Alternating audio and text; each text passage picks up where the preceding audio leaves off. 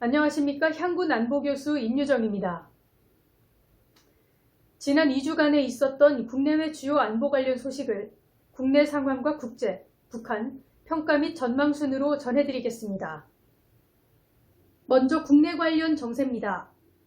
통일부는 북한이 20일 핵선제 공격 가능성을 거듭 거론한 데 대해 북한이 우리 측에 대한 핵무기 사용 가능성을 점차 노골화하고 있다며 굳건한 한미동맹과 한미일 안보협력을 바탕으로 확고하게 대응해 나갈 것이라고 밝혔습니다. 이어 북한의 핵미사일 개발 의지를 단념시키기 위해서는 한미일뿐 아니라 주변국을 포함한 국제사회가 단합된 목소리로 북의 도발과 위협에 흔들리지 않고 단호하게 대응해 나가는 게 중요하다고 강조했습니다. 한미가 내년 한미동맹 70주년을 맞아 대규모 연합합동 화력시범을 진행할 예정이라고 밝혔습니다. 국방부는 21일 이종섭 장관 주관으로 100여 명의 지휘관이 참석한 가운데 하반기 전군 주요 지휘관 회의를 개최해 올해 국방 분야 성과를 평가하고 내년 과제를 논의했습니다. 특히 이번 회의에선 야외 실기동 훈련의 규모와 종목을 확대해 2018년을 마지막으로 폐지된 독수리 훈련을 사실상 부활시키기로 했으며 북한의 위협이 해를 거듭하며 고도화되는 만큼 내년부터 북한의 최신 핵미사일 위협을 반영한 새로운 시나리오를 연합훈련에 적용키로 했습니다. 이종섭 국방부 장관은 회의 모두 발언에서 북한의 핵위협에 대해서는 미국의 확고한 확장억제 공약과 그 능력으로 대응할 것이라며 더욱더 강화된 한미동맹 속에서 북한 핵위협에 대응해 나가야 할 것이라고 언급했습니다. 또한 북한의 비핵위협에는 우리 군이 주도적으로 대응해야 한다며 북한의 어떠한 도발에 대해서도 단호하고 완벽하게 대응할 수 있도록 임전필승의 현장 즉응태세를 철저하게 유지하라고 당부했습니다. 다음은 미국 관련 소식입니다. 현지 시간 20일 미국 국무부 네드 프라이스 대변인은 정례 브리핑에서 북한의 추가 핵실험 가능성과 관련해 북한은 추가 도발을 할 준비가 돼 있으며 7차 핵실험 가능성도 여전히 테이블 위에 있다고 밝혔습니다. 이어 대륙간 탄도미사일 실험이든 핵실험이든 간에 그것은 상당히 심각하고 중대한 긴장 고조 행위라면서 우리는 탄도미사일 프로그램에 책임 있는 사람에게 책임을 묻기 위한 추가 조치를 위해 국제사회와 협력해왔으며 북한이 핵실험을 할 경우에도 우리는 책임 있는 사람에 대해 추가 조치를 부과하는 방안을 찾을 것이라고 강조했습니다. 조 바이든 미국 대통령과 볼로디미르 젤렌스키 우크라이나 대통령은 21일 백악관에서 정상회담을 하고 러시아의 우크라이나 침공 장기화에 따른 지원 방안을 논의했습니다. 바이든 대통령은 이날 공동 기자회견에서 우크라이나는 평화를 추구하는 데 열려 있지만 러시아는 그렇지 않다며 푸틴은 이 잔인한 전쟁을 끝낼 의사가 전혀 없다고 언급하며 미국은 러시아의 침공이 이어지는 한 우크라이나에 대한 지원을 지속할 것이라며 우크라이나에 대한 185억 달러 규모의 추가 군사 지원 방침을 밝혔습니다. 다음은 중국 관련 소식입니다. 일본이 반경 능력 보유 등 군사력 확대 방침을 확정하자 중국 공산당 기관지 관영 글로벌 타임스는 21일 일본이 맹목적인 군사력 확대로 스스로 재앙의 씨앗을 뿌리고 있다는 제목의 기사를 내놨습니다. 일본이 중국, 러시아, 북한을 겨냥하며 정미사일 기지 등을 공격할 수 있는 반경 능력을 강조하는 것에 대해 강하게 비난하며 중국발로 연일 견제의 목소리가 터져나온 것입니다. 반미를 공통 분노로 전략적 공조를 강화하는 중국과 러시아가 21일부터 27일까지 대만에서 북쪽으로 300km 떨어진 동중국해 해역에서 해상연합 2022 연합군사훈련에 들어갔다고 중국 해방군보가 보도했습니다. 중국 국방부는 이번 훈련에 대해 해상안보 위협에 공동으로 대응하고 국제 및 지역의 평화와 안정을 수호하겠다는 양국의 결심과 능력을 보여주기 위한 것이라고 설명했습니다. 올해 훈련 해역은 양국이 연합훈련을 시행한 지 10년 만에 대만에서 가장 가까운 지점이며 미국을 겨냥해 중러가 군사 전략적 협력을 강화하는 가운데 대만 해협에서 양국 해군이 공동 보조를 취하고 있어 동북아 해역의 군사적 긴장이 더욱 높아질 전망입니다. 다음은 러시아 관련 소식입니다. 블라디미르 푸틴 러시아 대통령이 21일 국방부 이사회 확대 회의를 주재해 러시아는 핵전력의 전투태세를 지속해서 향상시킬 것이라고 언급하며 우크라이나와의 전쟁에서 승리를 확신했습니다.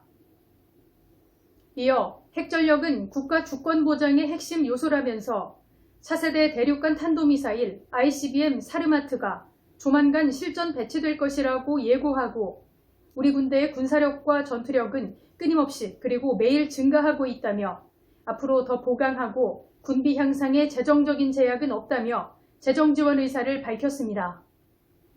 사르마트는 최대 사거리 18,000km의 태평양 전쟁 당시 일본 히로시마에 투하된 원자폭탄의 최대 2,000배 위력을 가졌으며 최대 15개의 다탄두를 탑재해 미사일 방어 체제로 요격이 어려운 핵무기 전략으로 평가됩니다. 다음은 일본 관련 소식입니다.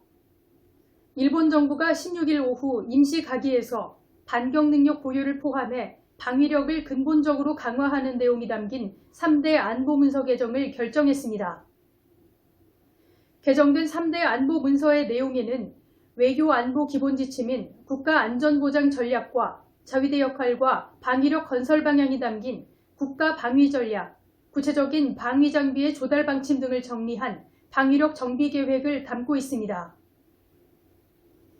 일본 정부가 정미사일 기지 등을 공격할 수 있는 반격 능력을 보유하겠다고 선언한 것은 태평양 전쟁 후 평화주의를 주창해온 일본 안보 정책의 대전환으로 평가됩니다. 다음은 북한 관련 소식입니다.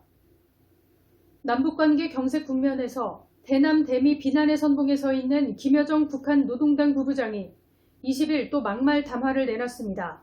북한이 지난 18일 진행했다고 주장하는 정찰위성 개발 시험에 대해 조악한 수준이라고 비판한 한국 전문가들의 혹평에 발끈해 개 짖는 소리, 개나발 등 거친 언사를 쏟아낸 것입니다.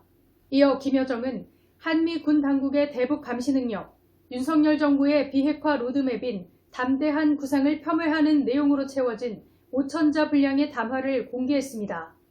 미국이 북한의 대륙간 탄도미사일 발사를 규탄하는 유엔 안전보장이사회 의장 성명 초안을 이사국과 논의 중인 가운데 북한이 강하게 반발하고 나섰습니다. 북한 외무성 대변인은 23일 담화를 통해 지금 미국은 우리의 자위권 행사를 비난하는 유엔 안전보장이사회 의장 성명을 조작해보려고 기도하고 있다. 이미 우리는 미국의 이러한 어리석은 기도가 아주 좋지 못한 후과를 가져올 수 있다는 데 대해 명백히 경고한 바 있다고 조선중앙통신이 보도했습니다. 미국이 회람 중인 안보리 의장 성명 초안에는 지난달 18일 북한의 ICBM 시험 발사에 대해 가장 강력한 수준으로 규탄한다는 표현과 함께 북한이 기존 안보리 결의를 위반했다는 경고와 더불어 북한에 대해 이후 핵실험이나 탄도미사일 발사를 중단하고 대화 테이블로 복귀하라는 내용도 포함된 것으로 알려져 있습니다. 이에 북한 외무성 대변인은 도저히 책임지지 못할 도발을 계속적으로 걸어오는 미국의 경거망동을 우리는 엄정히 지켜보고 있다고 위협하며 강하게 반발했습니다. 이런 첨예한 상황을 종합적으로 평가해보면 미중러 등 동서 열강들이 군사훈련을 강화하고 자국의 군사전력을 증강하는 데 집중하고 있으며 이것은 신냉전 형국에서 자국의 입지를 강화하기 위한 자구책으로 보이며 북한이 미사일 및 핵능력 고도화를 지속하면서 김여정이 막말 전술로 우리를 위협하고 있는 것은 현 정부의 대북 정책을 흠집내기 위한 고도의 간교한 술책임을 우리는 알아야 할 것입니다. 또한 국내적으로는 북한의 도발 위협과 동서냉전의 격화로 남북 문제는 당분간 교착 상태로 이어질 것으로 예상됩니다. 따라서 위기 극복을 위한 한미일 공조와 외교, 군사 분야를 더욱 보완해 대응 능력을 강화하는 활동에 적극적인 지지가 필요합니다. 결론적으로는 동서의 첨예한 대립과 북한의 위협이 점증되는 위기 국면에 연말 연시를 맞아 그 어느 때보다 대국민 안보의식 고취가 필요하며 향군 회원은 대적관 확립의 결기를 굳건히 다져야 할 시기라고 판단됩니다. 2022년 한 해 동안 재향군인회를 성원해주신 향군 회원 및 임직원 여러분께 감사드리며 새해 인사드립니다. 2023년 개묘년 새해 복 많이 받으십시오. 이상으로 주간 안보 정세를 마치겠습니다. 감사합니다.